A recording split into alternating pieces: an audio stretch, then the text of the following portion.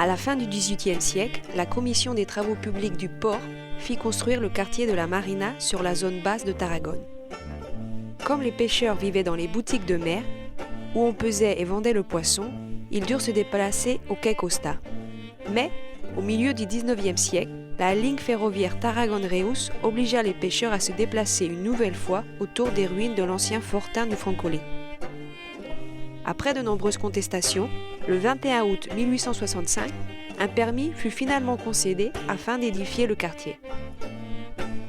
La première vague d'urbanisation du Serrallo date de la fin du XVIIIe siècle, avec de nombreux appentis de bois de petite dimension où les pêcheurs rangeaient leurs outils. Peu à peu, ces appentis se transformèrent en résidences et donna lieu à une typologie de logements représentative du Serrallo, caractérisée par leurs petites dimensions, leur simplicité et la présence d'entrepôts.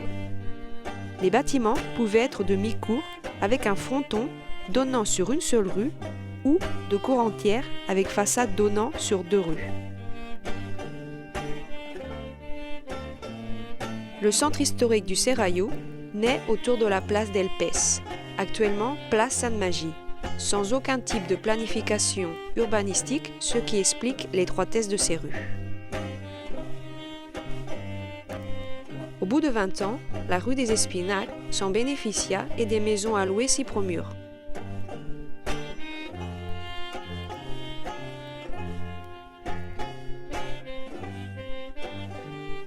L'ampliation des dépendances portuaires continua et l'accumulation de sédiments fit gagner du terrain sur la mer. Le quartier crut en population et grâce aux démarches de l'archevêque Constantin Bonnet, la paroisse s'inaugura l'année 1880. L'église est un bâtiment néogothique avec une capacité d'accueil de 400 fidèles, de construction solide où prédomine l'utilisation de la pierre. On remarquera aussi la qualité du travail artistique et l'œuvre des maçons.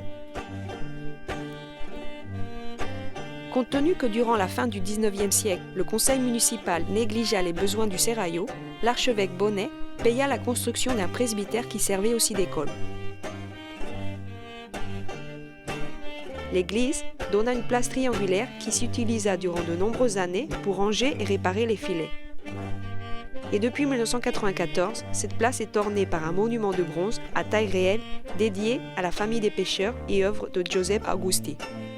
Le Serrallo vécut sa deuxième vague d'urbanisation entre 1915 et 20, quand le port céda une partie de ses terrains pour soutenir l'industrie de la pêche et surgirent les rues Sampere et Gravina. De cette époque, s'est conservé différents logements de cour entière. Dans les années 30, le rythme de construction s'intensifia et on bâtit exclusivement des bâtiments d'une seule façade. La plupart des édifices de la rue Gravina et Sant'Andreo sont de cette époque.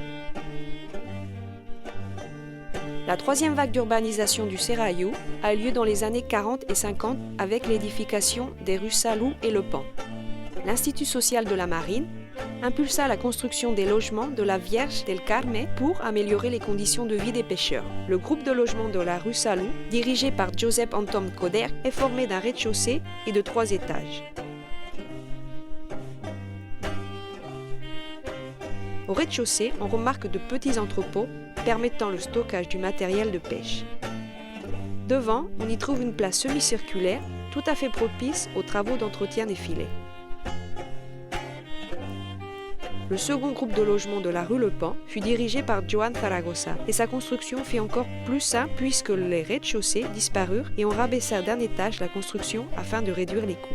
En définitive, le Serrallo fut à l'origine chaotique et dépourvu de planification. Un quartier essentiellement populaire avec beaucoup de terrain à chaque pâté de maison et caractérisé par un manque historique d'infrastructures. Les multiples inondations provoquées par le débordement de la rivière Francolí en sont la preuve. Finalement, la réhabilitation à partir des années 80 des équipements de quartier et spécialement la façade maritime à partir de 2000 a amélioré les conditions de vie, mais a aussi fait perdre quelques signes d'identité et a défiguré une grande partie de son paysage urbain.